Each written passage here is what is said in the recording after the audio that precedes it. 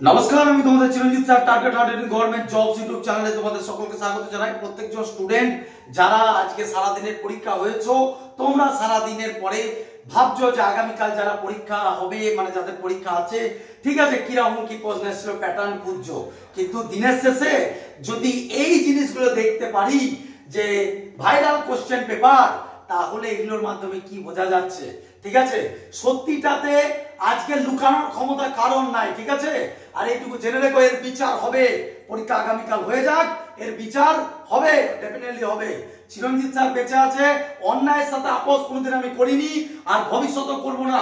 প্রত্যেকজন PSC student জেনে রেখো, ভালোভাবে পড়াশোনা করার মূল্য এইরকম যে আজকে হঠাৎ করে আমি সারাদিন আমি ব্যস্ত ছিলাম। আজকে তোমাদেরকেও দেখেছো যে অলরেডি আমি একটা এইখানে একটা ডাইহাট থেকে একটা ভিডিও বানিয়েছিলাম। আমি তো তখন আমাকে অনেকে জিজ্ঞাসা করছিল যে পরীক্ষা দিয়েছি স্যার, প্রশ্নপত্র কি লিক হয়েছে। আমার কাছে কোনো খবর আসে নাই, কিন্তু হঠাৎ করে দেখলাম ভাইরাল হয়ে কিছু জিনিস আমার কাছে এলো। এইরকম ভাবে একটা কোশ্চেন পেপারে দেখো আমি তোমাদের দিয়েছি, ঠিক আছে, ওখানে হাত দেখা যাচ্ছে, কিছু মানুষের হাত দেখা যাচ্ছে, কারোর পা দেখা যাচ্ছে, বোঝা যাচ্ছে যে স্পষ্ট বাইরে বসে কোশ্চেনটাকে তোলা হয়েছে। তো আমি বলতে চাই এই কথা, যদি কোশ্চেনটা যদি ফাঁস না হয়, কোশ্চেনটা যদি লিক না হয়, তাহলে পিএসসি তো পরিষ্কার করে বলে দিয়েছিল কোশ্চেন বাড়িতে নিয়ে যাওয়া হবে না। তো তাহলে ওটা কিসের নমুনা, ঠিক আছে। আমার সব থেকে বড় জিনিস যে ওটা পরীক্ষার পরের নাকি পরীক্ষার আগের, এটা সব থেকে বড় জিনিস। দেখো আজকে ছাত্রছাত্রীরা মুখ বুঝে থেকো না।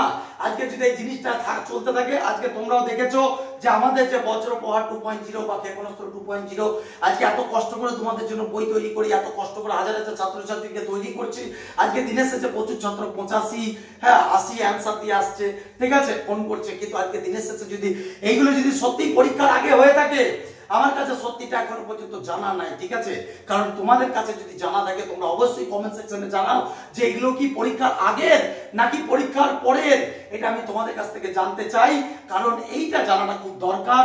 আর আমার কথা হচ্ছে পরীক্ষার পরেও যদি এটা হয়ে থাকে, তাহলে পিএসসি তাহলে কেমন ধরনের সিকিউরিটি দিচ্ছে, পিএসসি কেমন ভাবে মেনটেন করছে। তাহলে সে আজীবন কি সেই চুরির বদনামটা হয়েই থাকলো? এর আগেও ফুড এসআই ভাই প্রশ্ন চুরি, তখন বলতে গিয়ে বলছে ভাই তোমরা প্রমাণ দেখাও।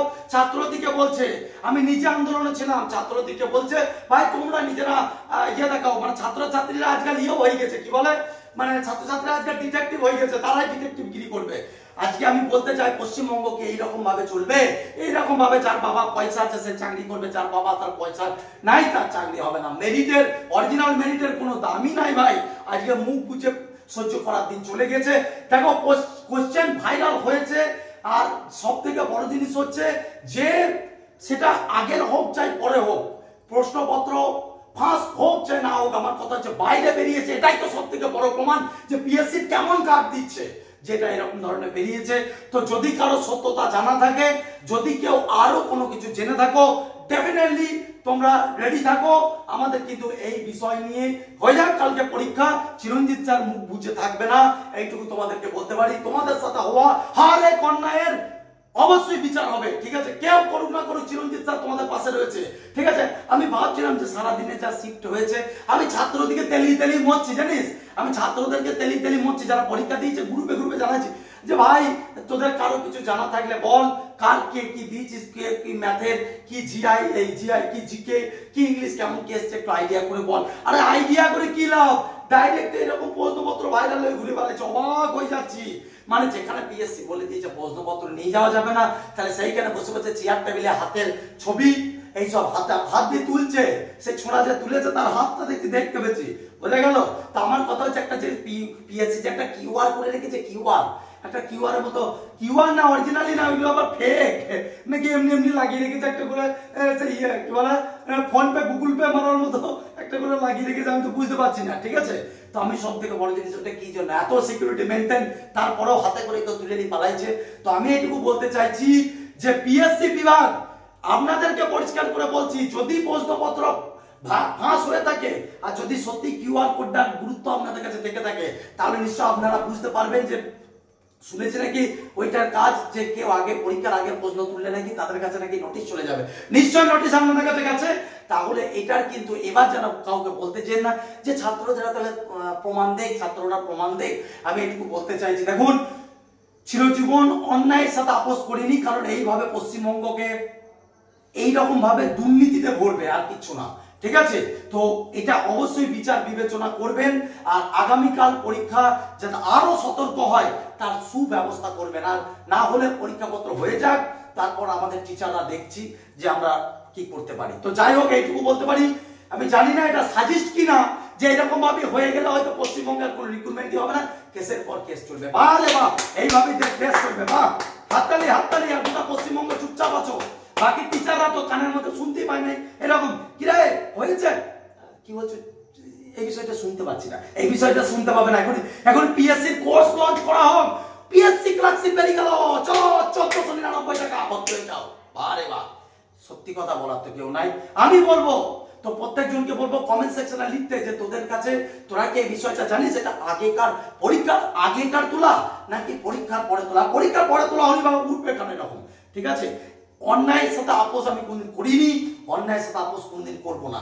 আর এটুকু বলবো, কালকে পরীক্ষা দিয়াই ওই সিটটার প্রশ্নপত্র দেখে লাভ নেই, ওসব দেখে লাভ নেই। তারপরেও বলছি, যারা মনে করছি যে স্যার পরীক্ষা দিতে যেতে হবে,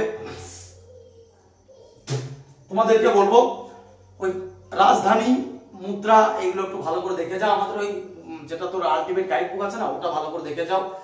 ওই বজ্র পয়েন্টটা ভালো করে একবার চোখ বুলিয়ে যাও, ক্ষেপণাস্ত্র 2.0 চোখ বুলিয়ে যাও।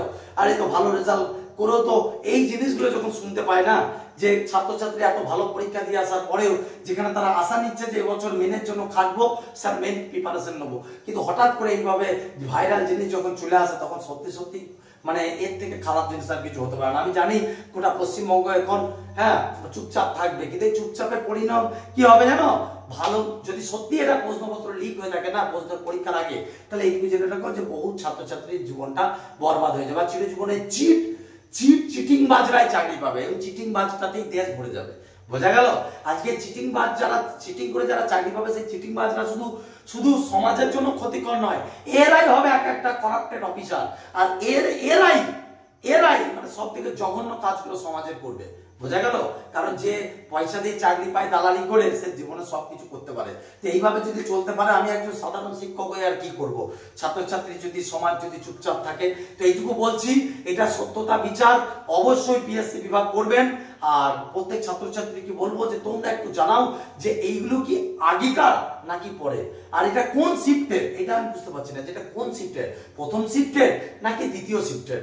ঠিক আছে, এই যে কোশ্চেন পেপার এগুলো কোন শিফটের, হাত স্পষ্ট হাত উঠেছে, তোরা যারা দেখেছিস বিভিন্ন গ্রুপে হাত উঠেছে, পা উঠেছে, ছেলে গেলা মনে কি মানে পিএসসি কি মানে কি এমন মেইনটেন্স দিচ্ছে, কিরকম সিকিউরিটি দিচ্ছে, পিএসসি সিকিউরিটি লেভেলের এরকম দাম। ঠিক আছে, মুখ খুলবো, আরো খুলবো, কালকে পরীক্ষা হোক আরো খুলবো। যদি আরো কিছু জানা থাকে ছাত্রছাত্রী অবশ্যই পাঠাও আমাকে। ঠিক আছে, অল দ্য বেস্ট, ভালো থেকো। জয় হিন্দ, বন্দে মাতরম, জয় মা কালী। তবে পরীক্ষা দাও, তবে এই তো দেখতে পেছো মনটা সত্যি খুব খারাপ হয়ে গেল। ঠিক আছে, আবারও আন্দোলন হবে, ঘোরতর আন্দোলন হবে যদি এইসব বিষয়গুলো সত্যি সত্যি যদি হয়ে থাকে। ঠিক আছে, এটুকু তোমাদেরকে বলছি, ভালো থেকো। জয় হিন্দ, বন্দে মাতরম, জয় মা কালী।